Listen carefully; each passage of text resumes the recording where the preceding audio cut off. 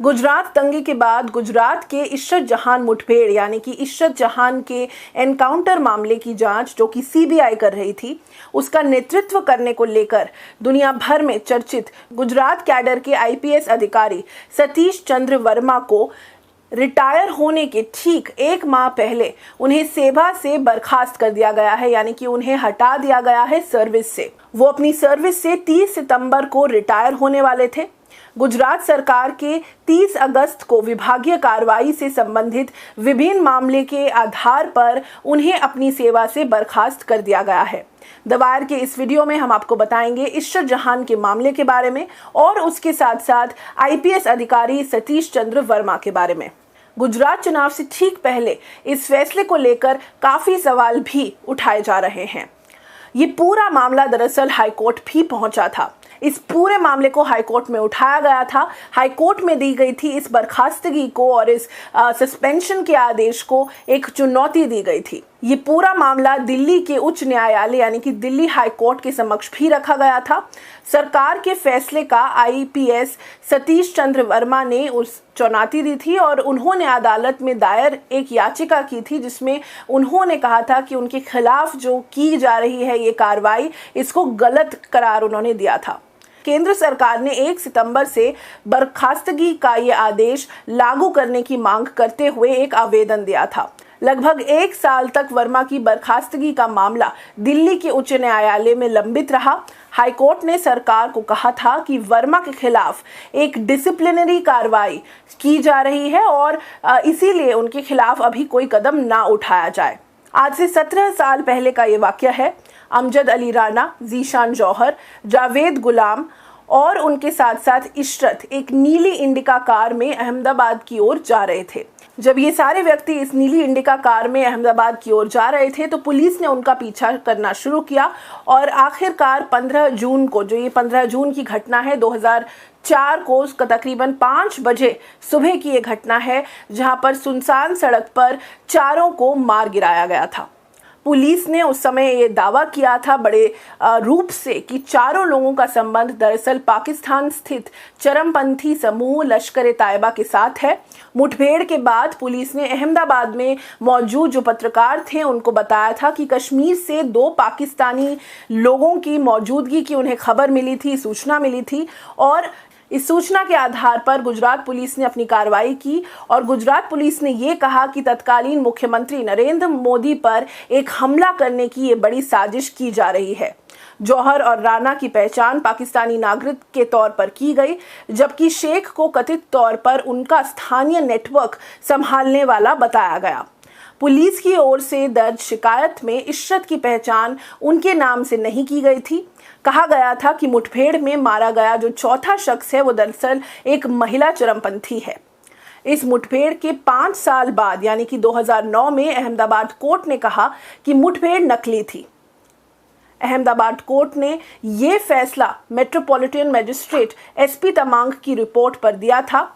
200 page की इस report में तमांग ने पुलिस अधिकारियों को इशरत और उनके साथ साथ जो 3 अन्य लोग थे उनकी दिन दहाड़े हत्या करने का आरोपी करार दिया था। इस रिपोर्ट में यह दावा किया गया कि ये सब प्रमोशन और मुख्यमंत्री की शाबाशी पाने के लिए किया गया है। लेकिन गुजरात सरकार ने अदालत में इस रिपोर्ट को चुनौती दी। गुजरात हाईकोर्ट ने इस रिपोर्ट को रोक दिया और मुठभेड़ की जांच के लिए एसआईटी गठित कर दी। 2011 में एसआईटी ने कहा कि ये मुठभेड़ नकली थी। इन खुलासों के बाद 2011 में इस मामले की सीबीआई जांच के आदेश दिए गए।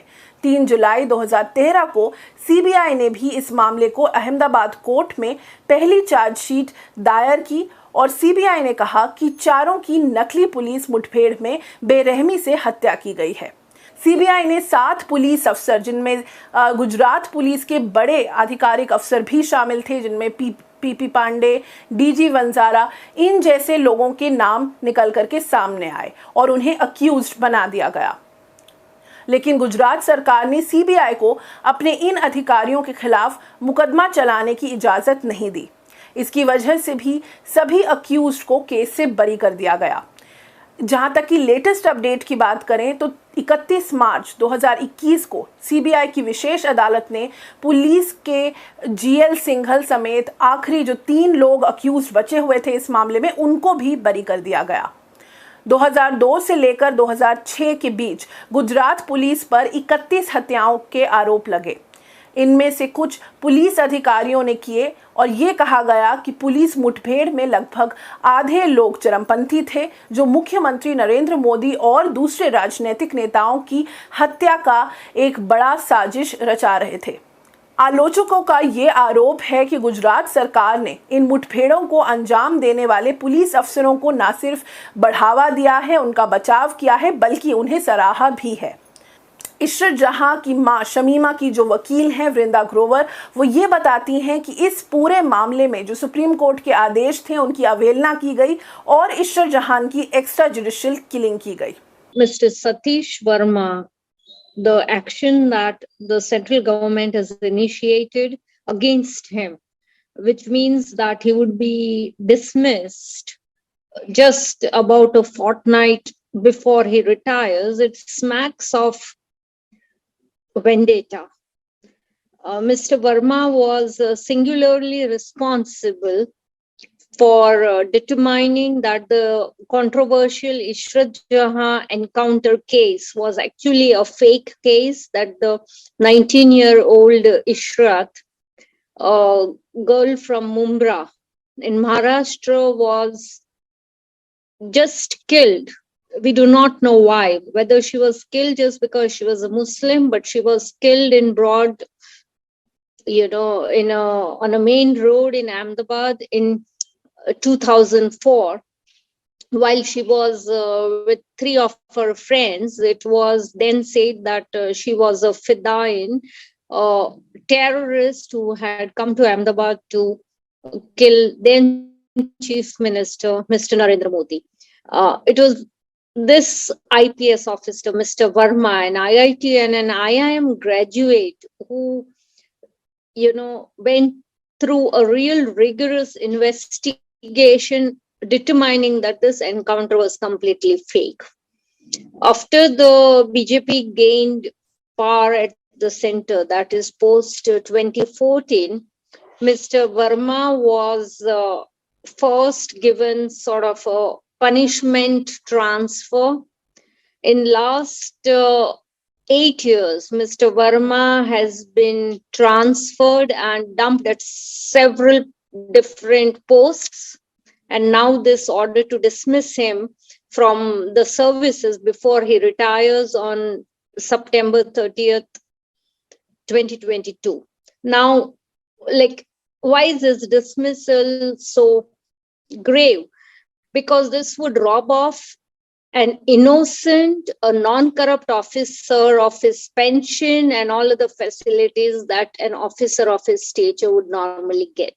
Secondly, since 2011, Mr. Verma, that is over 10 years, Mr. Verma was not given a single promotion. Most of his juniors now enjoy a better grade, a better pay, a better position.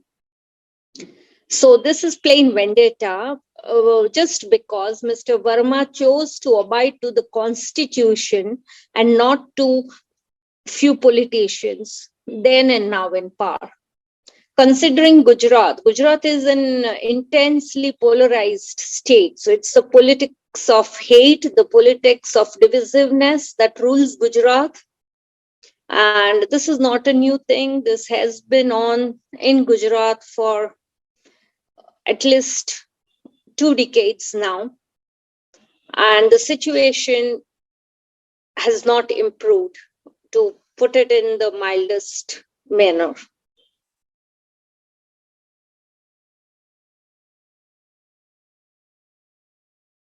The wire के और videos देखने के लिए subscribe करें और bell icon पर click करें। स्वतंत्र पत्रकारिता की आर्थिक मदद करने के लिए डिस्क्रिप्शन में दिए गए लिंक पर जाएं और अपनी राशि चुनें।